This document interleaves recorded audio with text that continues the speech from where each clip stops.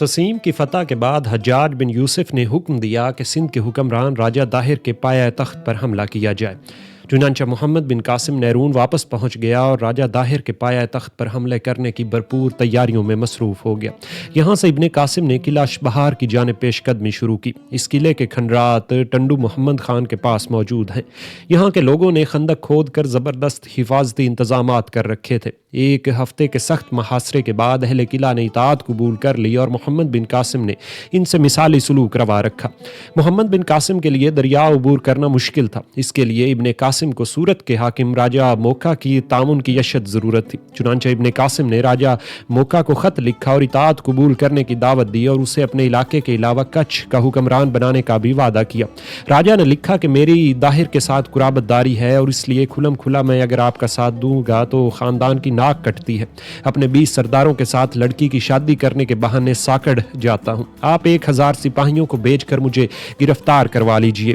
چنانچہ اس طریقے سے راجہ موکا کو گرفتار کر لیا گیا اور اس کے 20 ٹھاکر بھی گرفتار ہوئے۔ ابن قاسم نے راجہ موکا کی عزت افزائی کی اور ان کے رواج کے مطابق اسے سرے دربار کرسی پر بٹھایا اور خلت فاخرہ سے نوازا تاکہ تالیف قلب ہو سکے۔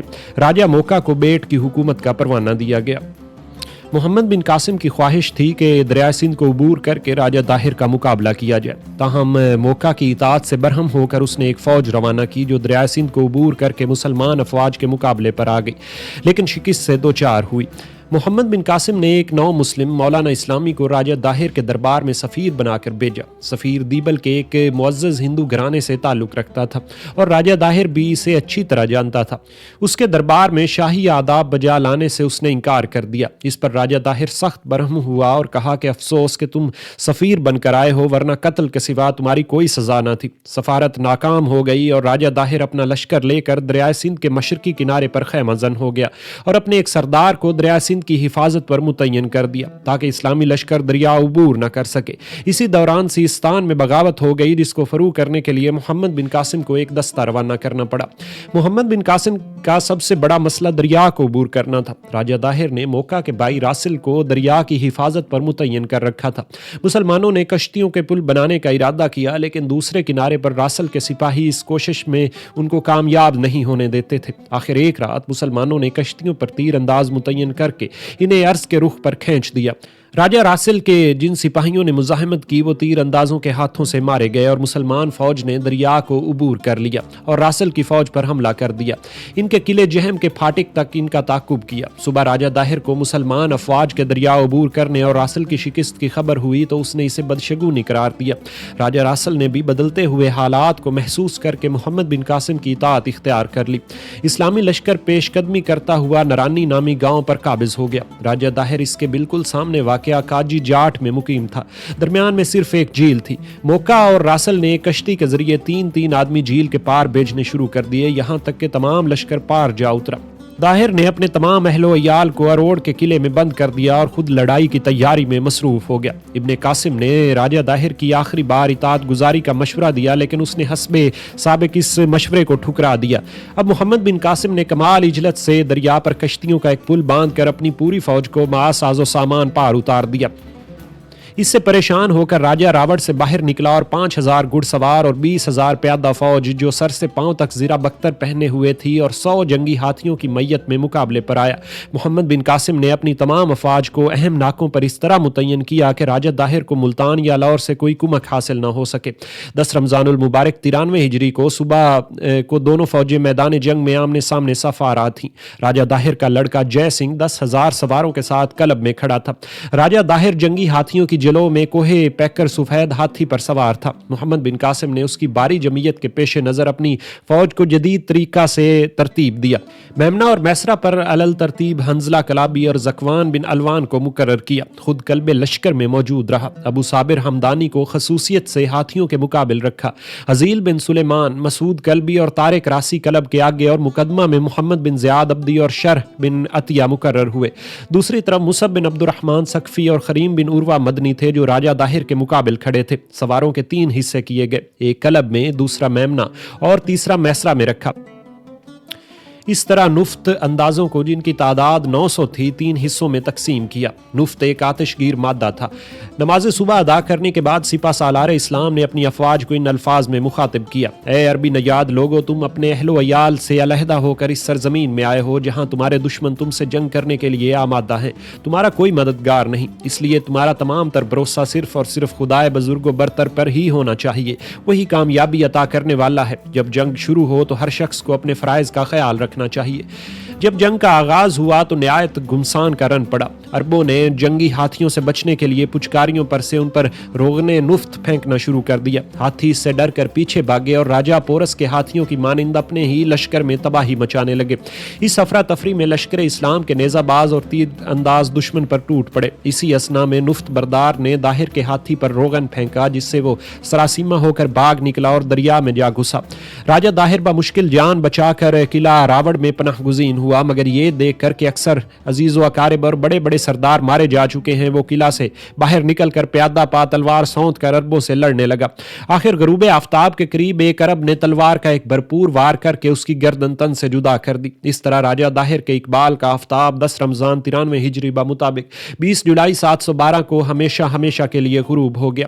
شکست کے زخموں سے چور چور سندھی فوج نے بھاگ کر قلعہ راوڑ میں پناہ حاصل کی۔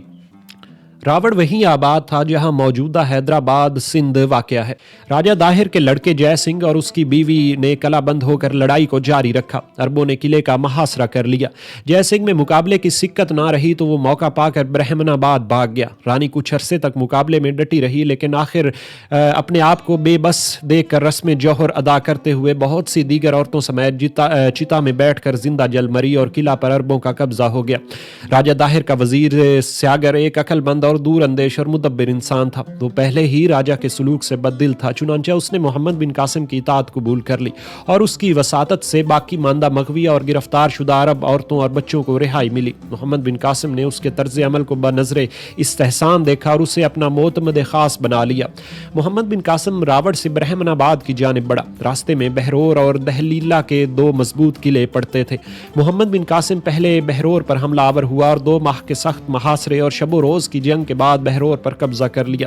بعد ازاں دہلیلا پر حملہ کیا۔ یہاں کے لوگ بددل ہو کر بھاگ کھڑے ہوئے اور قلعے پر بآسانی قبضہ ہو گیا۔ راجہ داہر کا دور اندیش وزیر سیاگر، جو کہ محمد بن قاسم کا معتمد خاص بن چکا تھا، اس کے مشورے سے محمد بن قاسم نے دہلیلا کی حکومت ایک ہندو نواب کے حوالے کر دی۔ راجہ داہر کا لڑکا جے سنگھ 40,000 سپاہیوں کے ساتھ برہمن آباد میں مورچہ بند تھا۔ برہمن آباد موجودہ حیدرآباد سندھ سے 50 میل دور شمال مشرق میں واقع ہے۔ عربوں نے وہاں پہنچ کر اس کا محاصرہ کر لیا۔ شہر کے لوگ محاصرے سے پریشان ہو چکے تھے۔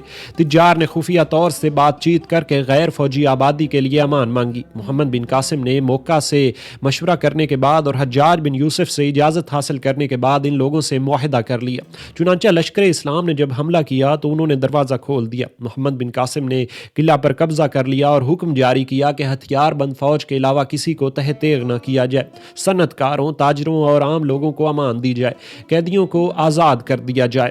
اروڑ روہڑی سے 3 میل جنوب مشرق میں واقع تھا۔ برہمن آباد کی فتح کے بعد حجاج بن یوسف نے ملکی نظام کے بارے میں بہت سی ہدایات دیں اور ساتھ ہی اروڑ اور ملتان فتح کرنے کا حکم دیا۔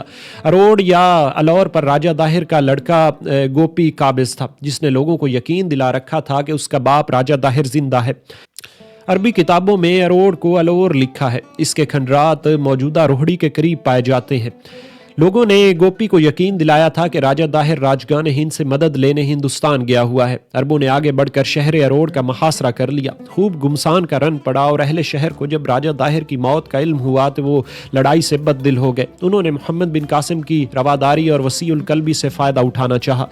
اس پر راجہ داہر کا بیٹا قلعہ چھوڑ کر بھاگ کھڑا ہوا۔ اہل شہر نے محمد بن قاسم کو صلح اور امن کا پیغام بھیجا اور بدھ کے مندر کو نقصان نہ پہنچانے کی یقین دانی چاہی۔ اہل شہر نے محمد بن قاسم کی صلح اور امن کا پیغام بھیجا اور بدھ کے مندر کو نقصان نہ پہنچانے کی یقین دہانی چاہی، جسے محمد بن قاسم نے قبول کر لیا۔ لشکر اسلام قلعہ میں داخل ہو گیا اور مسلح فوجیوں کے علاوہ سب کو امان دی گئی۔